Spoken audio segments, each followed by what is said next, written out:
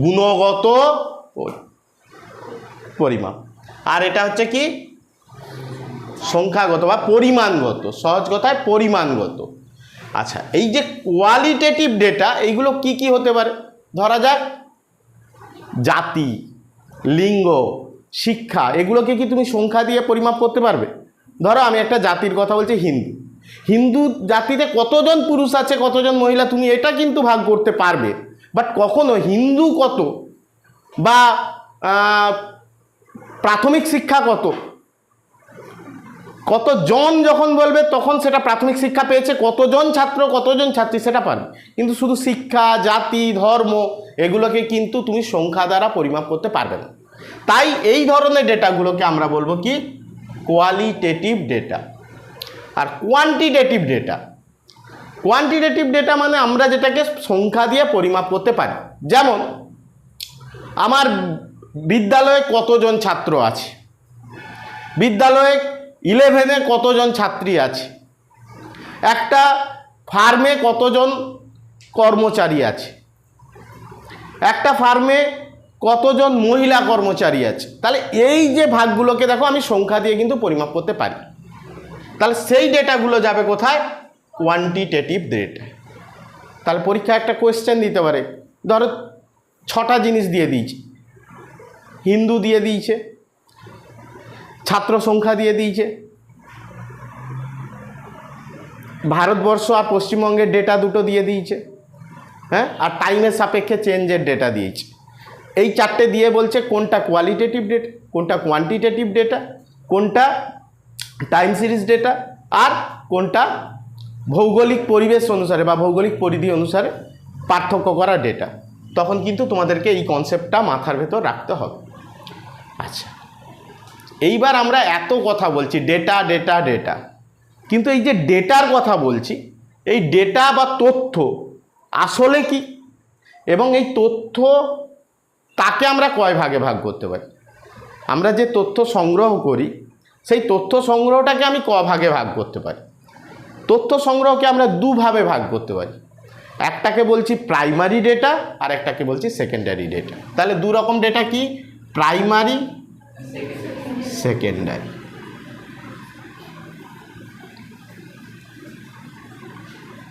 কথা হচ্ছে এই প্রাইমারি ডেটা কি আর সেকেন্ডারি ডেটা কি?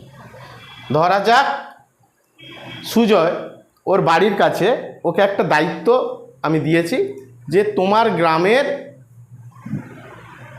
যতগুলো পরিবার আছে সব পরিবারের কাছ থেকে এই ডেটাগুলো নিয়ে আসো, যে তাদের শিক্ষার হার কীরকম, তাদের ইনকাম কেমন, তাদের জীবনযাত্রার মান কেমন, এই রকম কিছু তথ্য আমি ওকে নিয়ে আসতে বলছি। এবং আমি যে প্রজেক্টটা করতে চাইছি যে গ্রামাঞ্চলে মানুষের জীবনযাত্রার মান পরিবর্তন হচ্ছে কিনা। তাহলে ও গেল ওখানে, সরাসরি পরিবারগুলোর সঙ্গে কথা বলে তথ্যটাকে সংগ্রহ করে নিয়ে এলো। এই যে সরাসরি সাক্ষাৎকারের মাধ্যমে তথ্য তুলে নিয়ে এলো ওর কাজের জন্য, ওর নিজের কাজের উদ্দেশ্যে বা ওর প্রজেক্টের উদ্দেশ্যে, এইটাকে আমরা বলবো প্রাইমারি ডেটা। অর্থাৎ সরাসরি যখন আমি আমার কাজের উদ্দেশ্যে বা আমার প্রজেক্টের উদ্দেশ্যে যে তথ্য সংগ্রহ করে নিয়ে আসবো সেটাকে আমরা সহজ কথায় বলবো প্রাইমারি ডেটা। তাহলে সেকেন্ডারি ডেটা কি না? সেকেন্ডারি ডেটা হচ্ছে কেউ তার নিজের কাজের জন্য আগে থেকে কোনো তথ্য সংগ্রহ করে রেখেছিল এবং সেই তথ্যটাকে আমি আমার প্রজেক্টে কাজে লাগানোর জন্য ব্যবহার যদি করি তাহলে সেটাকে আমরা বলবো সেকেন্ডারি ডেটা। মানে প্রাইমারি ডেটা হতে গেলে তোমাকে সরাসরি তথ্যটা সংগ্রহ করে আনতে হবে, আর সেকেন্ডারি ডেটা হতে গেলে কেউ আগে থেকে করে রেখেছিল সেটাকে আমাকে সংগ্রহ করতে হবে। এই সেকেন্ডারি ডেটা আমরা পাই কোথা থেকে? এই যে NSS, national sample survey organisation বলি, ILO মানে ইন্টারন্যাশনাল লেবার অর্গানাইজেশন আছে, এছাড়াও আছে কি ওয়ার্ল্ড ট্রেড অর্গানাইজেশন আছে, রিজার্ভ ব্যাংক আছে। এরা কি করে না তাদের মাসিক বুলেটিন প্রকাশ করে বা তাদের অর্থনৈতিক অবস্থা বোঝার জন্য বিভিন্ন তথ্য তুলে নিয়ে আসে। সেই তথ্যগুলোকে ধরো আমি একজন রিসার্চার বা রিসার্চ করছি, আমি দেখতে চাইছি যে ভারতের অর্থনৈতিক অবস্থা কেমন, এবং সেই তথ্য সংগ্রহ করতে গিয়ে আমি ধরো গুগলে ওই সংস্থার সাইটে ঢুকলাম এবং সেখান থেকে আমার প্রয়োজনীয় তথ্যটা তুলে নিয়ে এলাম, তখন কিন্তু এই বিষয়টাই হয়ে যাবে সেকেন্ডারি ডেটা। কারণ যে তার উদ্দেশ্যে, ধরো আমি যদি বলি ভারতের জনসংখ্যা পরিমাপ হয় 10 বছর অন্তর, তাহলে এই জনসংখ্যা পরিমাপের বিষয়টা ধরা যাক কি বলি, আদমশুমারি বলি, এই আদমশুমারি ধরা যাক সিএসও, সেন্ট্রাল স্ট্যাটিস্টিক্যাল অর্গানাইজেশনের দ্বারা পরিচালিত হচ্ছে। তারা ওই তথ্যটা তুলে নিয়ে এসে তাদের রেখেছে, বাদ সেইটাকে কাজে লাগিয়েছে। এই যে কাজে লাগিয়েছে, এই কাজে লাগানো বিষয়টাকে যদি আমি আমার কাজের জন্য কোনো সময় ওখান থেকে নিই, সেটা হয়ে যাবে সেকেন্ডারি ডেটা। ক্লিয়ার না? বুঝতে পারলে না? কার অসুবিধা আছে বলো? এইবার কথা হচ্ছে, এই যে প্রাইমারি ডেটা আর সেকেন্ডারি ডেটা আমি বলছি, এই প্রাইমারি ডেটা আর সেকেন্ডারি ডেটার মধ্যে মূল পার্থক্য তাহলে কি হবে? মূল পার্থক্য না বলো, একটা সরাসরি নিচ্ছি আর একটা হচ্ছে আমাকে অন্য জায়গা থেকে সংগ্রহ করতে হচ্ছে। কিন্তু তার থেকেও গুরুত্বপূর্ণ একটা পয়েন্ট আছে, সেই পয়েন্টটা হচ্ছে আমি প্রাইমারি ডেটাকে কি করছি, ফিল্ড থেকে আনছি বা মানে নিজে গিয়েই সাক্ষাৎকারের মাধ্যমে তুলে আনছি, আর সেকেন্ডারির ক্ষেত্রে উল্টো হচ্ছে। প্রাইমারি ডেটাটাকে আমি বলি র ডেটা। কি ডেটা বলি? র মানে কাঁচা, তাই তো?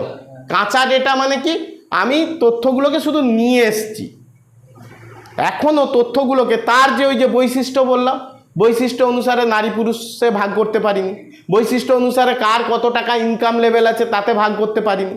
দেখো আমি কিন্তু প্রত্যেকটাকে আলাদা আলাদা কিন্তু ছকে ভাগ করতে পারি বা আলাদা আলাদা টেবিলে ভাগ করতে পারি, সেটা আসছি কিভাবে ভাগ করব।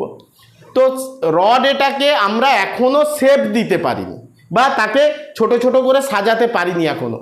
মানে আমার কাজের মতো করতে গেলে আগে র ডেটাটাকে আমাকে কিন্তু টেবিল ওয়াইজ বা বিবরণ ওয়াইজ বা আরও যে লেখচিত্র ওয়াইজ আমাকে সাজাতে হতো।